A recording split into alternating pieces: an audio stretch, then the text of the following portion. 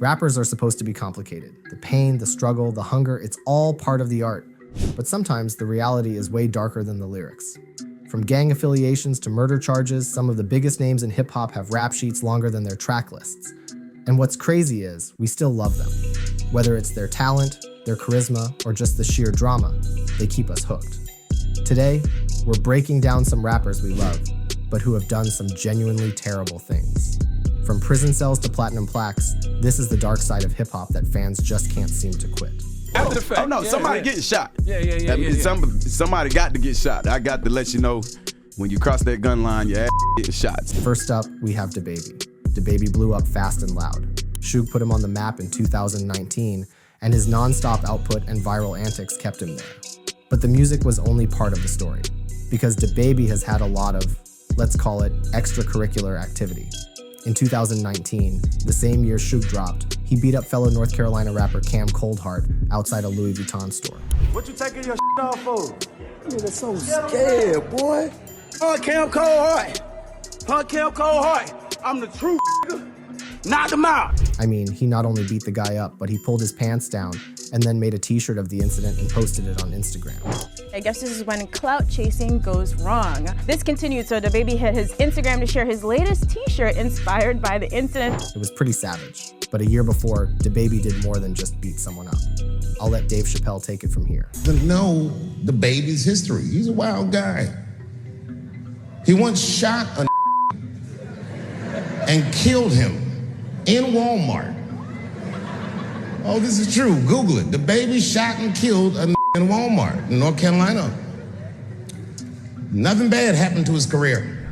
Nothing bad happened to his career because it was determined that he'd acted in self-defense and that the man he shot, Jalen Craig, had been the aggressor.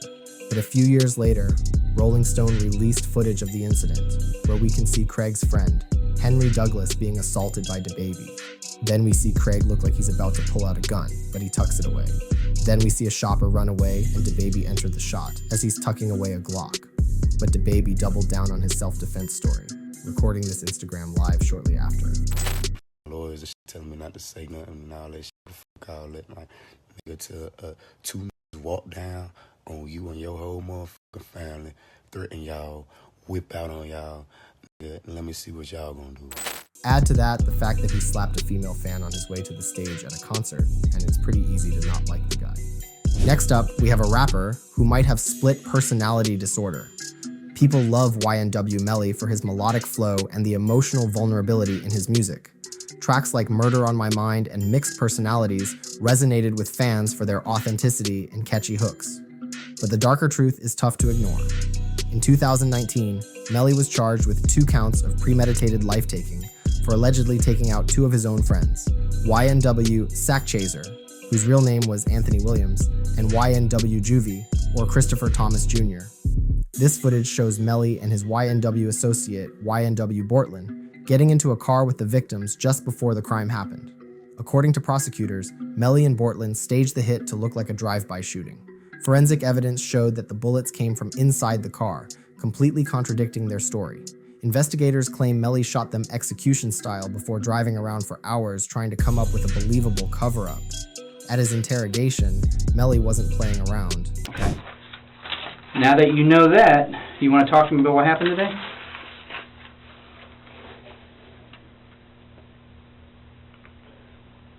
Tell me what y'all know first. That's not the way it works, bro. Melly is also suspected of involvement in the 2017 murder of a sheriff's deputy in Gifford, Florida. With a growing pile of evidence, Melly's looking at the death penalty if he's convicted. His trial's been delayed multiple times, with a mistrial declared in July 2023 after a hung jury. And in April 2025, he appeared in court again, looking to be released on bond before the retrial that's scheduled for September 2025. But Melly's case goes deeper then. He's claimed that he has split personality disorder, with one loving personality he calls Melly, and a darker side he calls Melvin. Melly is loving, genuine, turned up, happy. You know what I'm saying? Michael Jackson.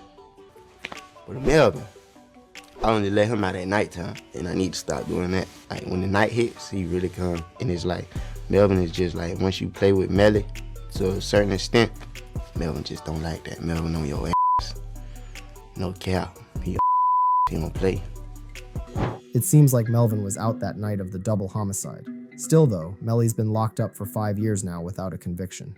Then we have a rapper whose house arrest was pure luxury, but it still didn't prevent him from going on a crime spree.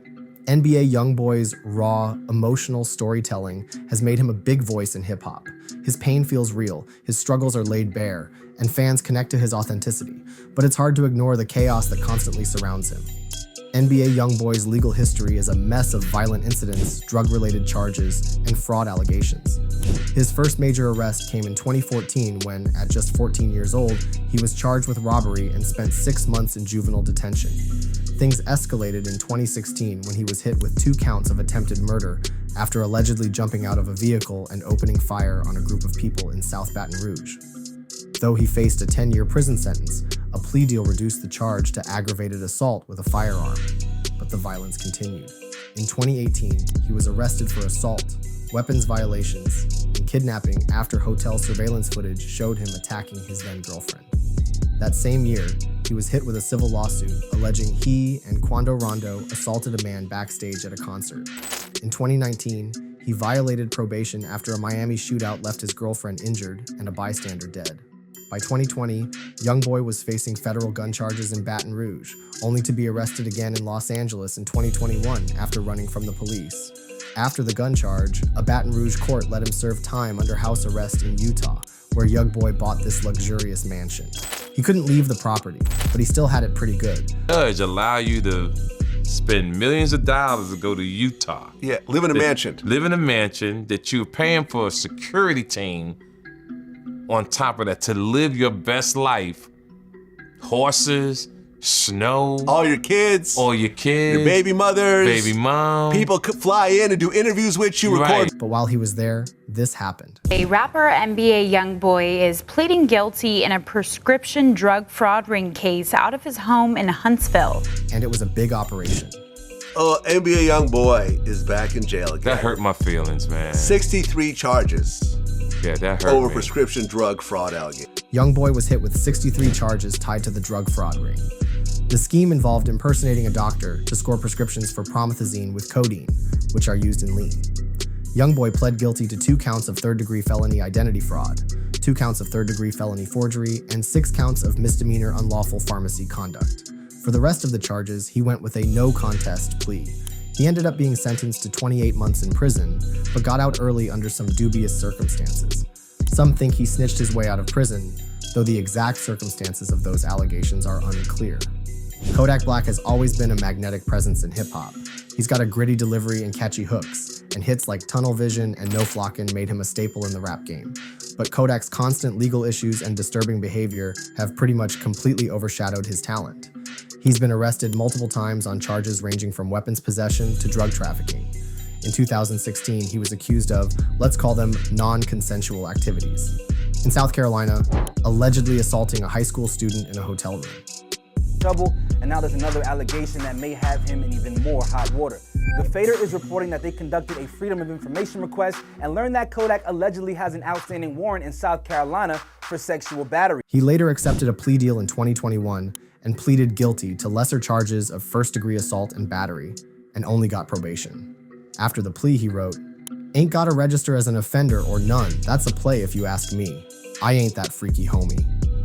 In 2019, Kodak was sentenced to nearly 4 years in federal prison for falsifying information on background check forms to purchase firearms. He got a full pardon, though, from none other than Donald Trump in early 2021, right before Trump left office, and then tweeting his thanks, writing, "I want to thank the president for his commitment to justice and reform and shortening my sentence." Still, though, Kodak couldn't stay out of trouble, and his behavior has been, let's call it, erratic. Saga? Oh, the money's coming out. And the brass knuckles. Damn, I ain't seen those in a minute. It's the accessory, man, the jewelry. Yeah? You never used those on somebody? Nah. He's made inappropriate comments about Lauren London following Nipsey Hussle's death and faced more accusations of intimate misconduct and harassment.